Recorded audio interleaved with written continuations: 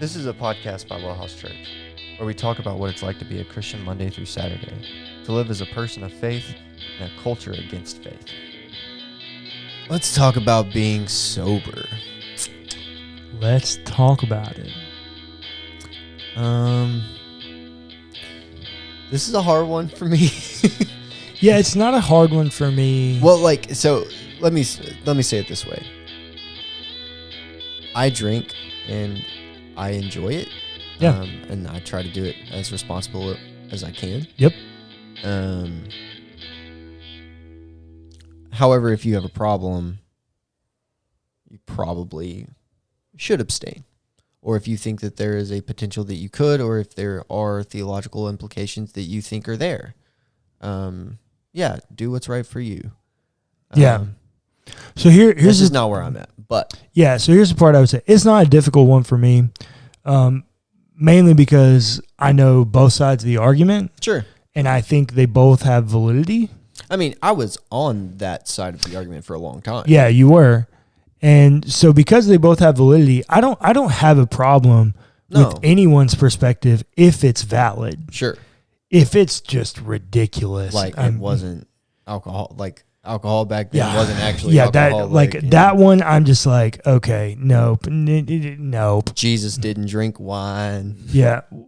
I think there's enough evidence there, as last episode says, to tell you that that's just not the case. But yeah, the question of should Christians abstain from alcohol is a different question than saying, did Jesus drink, or is it okay to drink? Sure. Because as we've talked about numerous times, we all know that alcohol can have very negative effects. Absolutely. Some of those stories are recorded in the Bible. Absolutely. I mean, we're told of Noah's experience of drunkenness in which he curses his own son. We're told of Lot's multiple experiences of drunkenness in which he has ancestral relationships with his children that end up fathering nations that war against the Israelites. Yep. I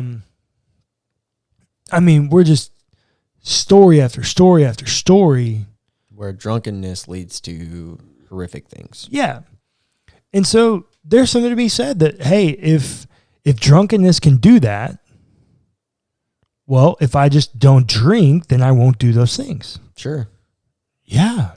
That's a very totally valid point. Yeah, I saw a TikTok the other day. It was this dude, obviously just ripped. Yeah. You know, this kind of, you look at him and you would think he's like a meathead in the gym. Yeah. Right. And those guys, I don't know if you've ever drank with those guys. Those guys can drink. I've never drank with a meathead. Oh, okay. Well, those guys can. Yes, you have. You've drank with our friend that lives in New York. Not going to call his name out. Oh, he's not a meathead, though. He kind of is. He kind of is. No, he's something else, but he's not a meathead. Fair enough. If you know, you know. If you know, you know. Exactly. And you know those things where the beat of the music or of the soundtrack hits on the TikTok and they point to Yeah. He pointed and it said something like he was 25 years old, never had a drop of alcohol. Why? Because I have an addictive personality. Oh, yeah, I saw this one. Also why? Because alcoholism runs in my family. Yeah. And I don't want the struggles. Yeah. Good for him. Yeah, that's a very viable position to be in. When people are in those positions, I want to encourage them. Absolutely. If you are self-aware enough to know your own struggles and family history, that's a decision that you feel you need to make for the safety of yourself and those around you. Absolutely. More flipping power to you, bro. Absolutely. We have a family member that I was talking to, since COVID. I guess it's been a couple years now. That seems like forever ago. But COVID's only a year old. I know, but it was before COVID. It was before COVID. Got you. Right. And he comes from a tradition in which widely not accepted to drink alcohol. Mm-hmm. While he himself says that it's probably cool, he just doesn't do it for himself. Yeah. And I asked him, well, like, if you think it's okay, then why not? And he said, because I have an addictive personality. I know that I do. Yeah.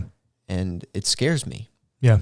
And I was like, more power to you, bud. Yep. More power to you. Enough said. Yep. And that's the thing. Nothing in me is saying that abstinence is bad. No, absolutely not. Everything in me is saying that we should stop saying that abstinence is commanded in the Bible. 100%. That's my qualm. Absolutely. That's the qualm. That's my qualm. I got qualms. Yeah, that's my qualm. So, absolutely, we can see in the Bible there are these massive stories about the abuse of alcohol and how it has damaging effects. Truth is, though, and I would also be remiss if I didn't point this out, we know medically that if we abuse food, we have massive effects on our own health. Everything in moderation. Exactly. And so anything you take to an extreme is very problematic for yourself and those that are around you. For sure. So that's why I can go there and go, well, if it's about moderation, then I need all things in moderation, not just alcohol. Yeah. Right? Alcohol is a thing I need in moderation, but anything that I touch, I need in moderation. And we're going to do episodes about this, so I'm not going to jump into it right now, but the same goes with the manner in which you manage your money. Moderation in the way you manage your money, because you can go spend happy and it can consume you buying things, or you can go penny pincher happy and it can consume you being greedy. Yep. Everything in moderation. So that would be point and / argument position number one for abstinence around alcohol. Number two would be the way in which you read a few New Testament verses. Those that say, do not be a drunkard or a person of much wine. Now, as I've said multiple times, drunkard is a habitual, someone who does this continually. An alcoholic. Someone who struggles with substance abuse. Yes, that would be what a drunkard is. The more loose one that's used, I think it's in 1 Timothy, that's used for the qualifications of deacons or overseers to not be a person of much wine. Let me look at this. Yeah, so it's 1 Timothy 3 for qualification of a deacon. Deacons likewise must be serious, not double-tongued, not indulging in much wine. But yet, in the qualifications of a bishop, in 1 Timothy 3 verse 3, a bishop is said that they must not a drunkard. So we've got two different uses here around alcohol, neither of which I read and say that they're saying you can't drink at all. Mm-hmm. There are some people that read this.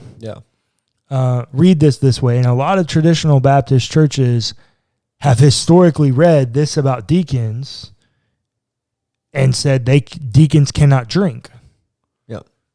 And yet I think, in fact, our partner church, not to be named on the podcast by name, actually just went through this a couple years ago. It was written in policy that deacons could not drink alcohol. And the pastor led them through truly studying the scriptures and led them to vote that policy out.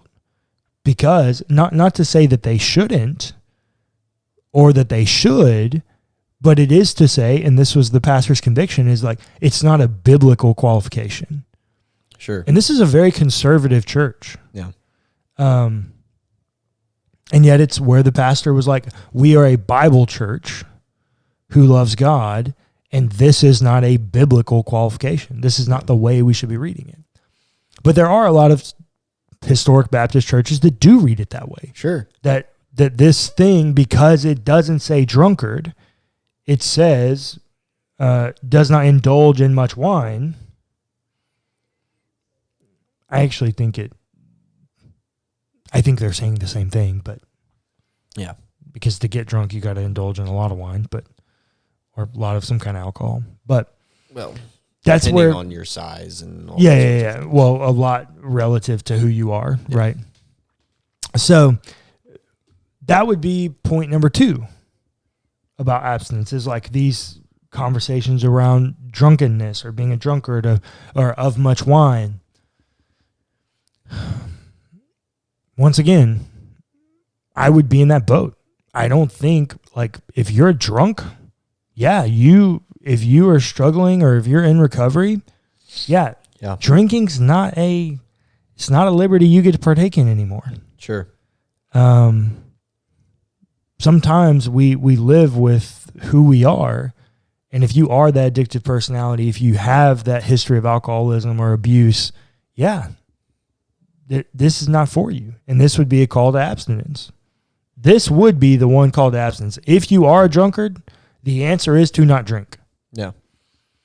The other one would be a voluntary one that we talked about for position 1, is I'm voluntarily putting this on myself so that I don't do these heinous things. Yeah.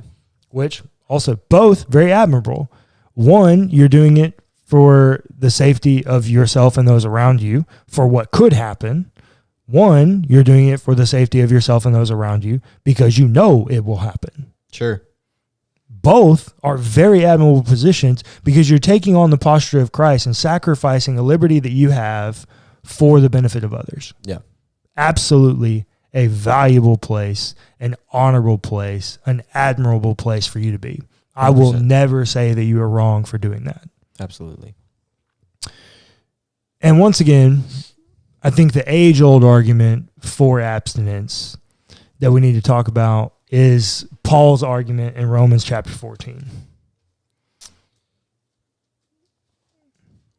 This is an interesting one for me.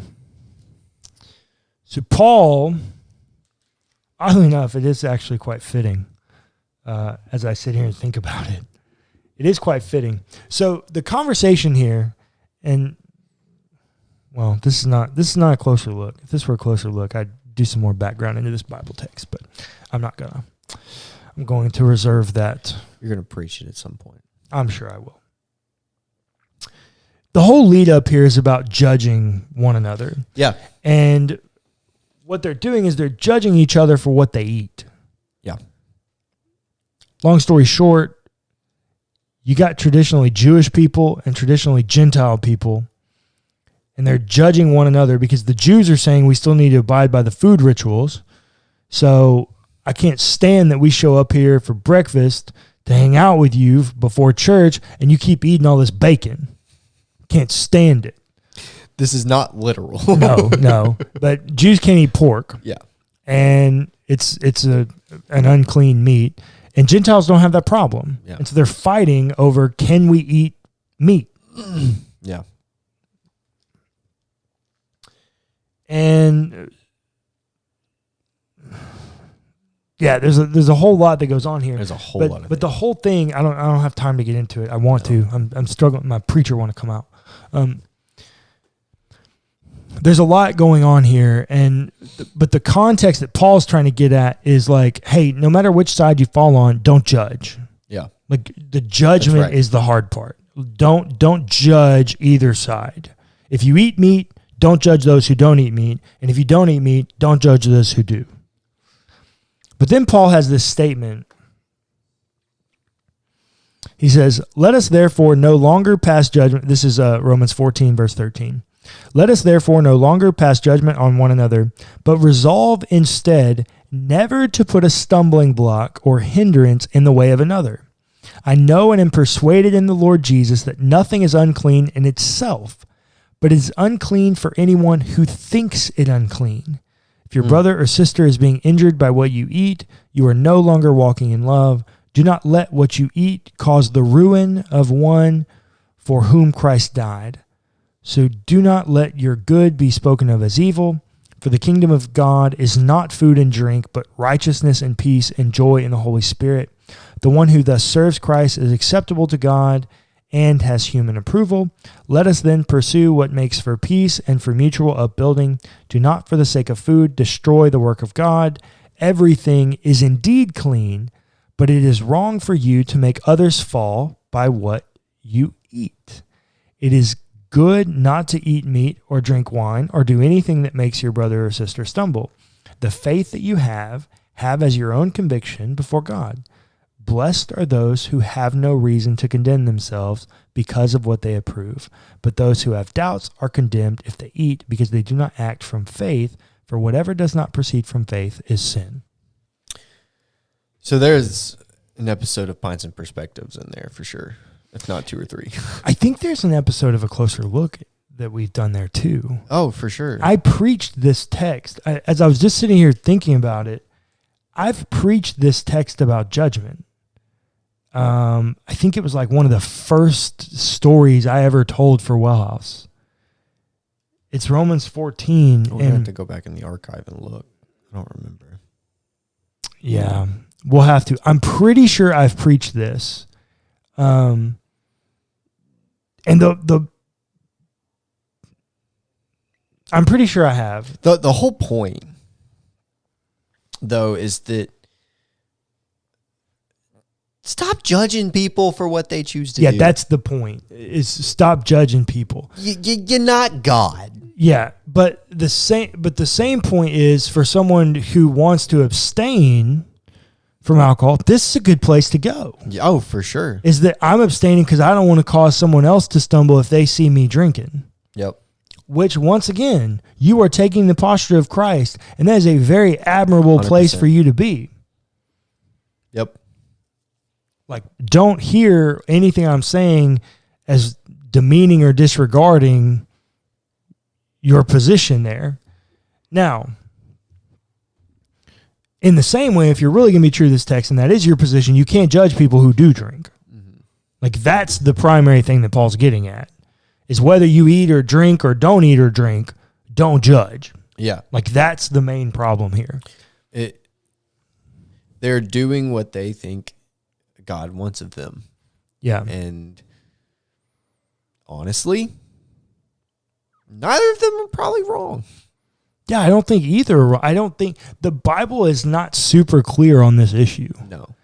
And like, so after Jesus' death and resurrection, the eating of unclean meats isn't really talked about again until this point. Well, no, Galatians is written before this, and they talk about it in Galatians. Oh. Paul and Peter have that whole thing there about circumcision and eating at the table of Gentiles. Right. And yeah, that's right. They got that whole thing in there. Well, never mind then. So not exactly. My point is moot. Yeah, well, your point is moo. Like a cow's opinion. It just doesn't matter. Joey trivia. Yeah, little Friends trivia in there for you.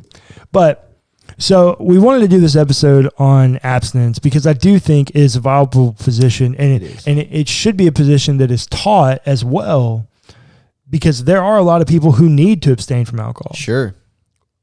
Now, I want to spend the last couple minutes that we have here telling why I choose not to abstain. Because there are a lot of people that are sitting here going, well, these seem like really good reasons to abstain from alcohol. And they are. And for a lot of people, you should abstain. If you feel convicted to abstain, that's the other thing. I really think I've preached this text before, this Romans 14 text. Go back and look. And if I have, I tell you in there that right, wrong, indifferent, love it, hate it, despise it. Paul is arguing that sin is subjective. Exactly. That it's unique to your own convictions. Yep. If you feel convicted about drinking alcohol, then Don't it is drink. your duty to not drink. Absolutely. Because that is something that the Lord is at work in you for whatever reason. Yep. The reason I choose not to abstain is because, number one, I don't feel convicted about it. Yeah. Like, first and foremost, it's not a conviction that I have. Number two, we at WellHouse are trying to reach a people who have been hurt by the church. Yep. And hurt by a lot of the judgments and stigmas that have come from the church and the pain that they've felt from the people of God through hypocrisy or whatever judgment they experienced. Yep. And so one of the things we have to do at WellHouse in order to reach those people, because we talk about it a lot, if there's one group of people that the church has largely ignored, it's those that were once a part of us and left hurt, that we basically just said, unless you're going to give us another shot, sorry, there's nothing we can do for you. Yep. We spend so much time chasing the lost, we never go reconcile with those we first hurt. Yep.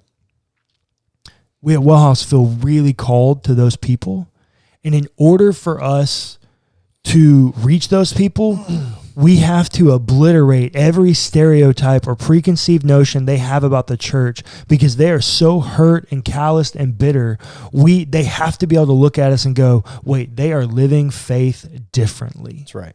There is such a large category of people that fit this, that grew up in church or went to church for a while and were hurt by the church, and the church never pursued reconciliation with them. And so they still want to be a Christian, but they're hurt, they're angry, they're deconstructing, they're all of those things. And when they look around and they see, all the things that a normal church would have, it sparks their anger all over again, because they haven't found a place to heal. Because, what do we always say? If church is not a place of healing and wholeness, we're doing it wrong. Yep. They're looking around and going, none of these places are places of healing and wholeness. And so when we claim that it's a place of healing and wholeness, we need to be and look radically different to break down any stereotype that they might have in order for them to give us a chance. We need to be all things to all people Yep. in the truest sense. Going all the way back to Paul, right? Yep. In the very truest sense. Yep. We have to be all things to all people. Yeah, that's 1 Corinthians 9. If that means having a beer with someone that comes to WellHouse, Yeah. that has questions, that's deconstructing, having that conversation over a beer, it's a very chill, very comfortable, relaxed way to have that kind of conversation. Absolutely. When you introduce a beer into that conversation, a single beer, just literally having a pastor sitting in front of you with a beer automatically knocks down any walls of defense that someone might have, because they immediately go, hey, you're not the thing that hurt me. Mm-hmm. You don't do the things of the people that hurt me. You're doing something different. And so I can at least... But yet you still live a life that reflects that. Well, and you still live faithful to Jesus. Well, that's what I was meaning. Yeah, you live faithful to Jesus, but yet you don't do the things that those other people did that hurt me. And so that's why I choose not to abstain. And that's why I'm very passionate about this issue, because this is one of the issues that hurt a lot of people. Mm-hmm. This one, purity culture, simple judgment. I mean, if we want to go way back, the way you have to dress to go to church. I mean, there were so many just asinine things that, in a good spirit, I think for the most part, Christians were doing that ended up just hurting a lot of people, that those like myself who are students of church history and culture are now seeing and going, hey, we've got to do something, because we hurt a lot of people. Yeah. My social work brain is pinging right now, because there's so many ways that the church has hurt so many different people. Yeah. Did you know that statistically you are way more likely to combat the Black Lives Matter movement if you are a white evangelical Christian? Yeah, I did know that. Statistically speaking, that's just true. Yep. You are also way more likely to combat LGBTQ movements. Yeah. Just all around, just being a very combative person with other human beings. Yeah. If you are a white evangelical Christian, statistically speaking, that is true. When it's because the church has become a place not of love and of it's acceptance. of combat. Yeah. It's of combat. It's about power And conflict. Yep. And I'm holier than you are. Yeah. Or you're not doing it right because you don't do it the way I do it. Exactly. That goes back to the Cain and Abel story as well. Yep. Right? Ultimately, stop fighting. Yeah. Stop judging. And do you and let other people do them. Yeah, that's the point. I think if we all, this is, I wanted to have this conversation because it's a very divisive one in the church. Sure. And look, if you ever get to a point of extreme in anything, you're probably in the wrong. If you're so passionate on either side of this that you can't see the other side, you're probably wrong. And I wanted to have this conversation because it is something that a lot of people are passionate about, but I wanted to ultimately get to this part of the conversation where we could say, hey, you know what? Wherever you're at on this, cool. But also, stay in your lane, bro. Yes. Like, yeah. Exactly. Love people that are different than you. I was listening to the Advancement podcast this morning, and our uncle is on that podcast, or he it's his podcast. Technically, Todd calls himself the host, but But anyway, but Todd doesn't work for Advancement. I was listening to an episode that was put on YouTube back in October, I think, with Dr. Ben Blackwell. And essentially they were talking about the differences between biblical prophecy and modern prophecy. And they were talking about how lots of times the Israelites would go into these wars that God did not tell them to go into. Yeah. And essentially, that's the point that they came to. Don't fight the fight that you weren't called to fight. Yeah. And they use that term exactly. Stay in your lane. Yeah. Stop fighting the fight that you weren't called to fight. Because you weren't called to fight. You were called to love. You were called to be a safe space. Stop fighting if it's not your fight. Yeah. Or in the words of Paul in Romans chapter 14, verse 15, if your brother or sister is being injured by what you eat, you are no longer walking in love. Do not let what you eat cause the ruin of one for whom Christ died.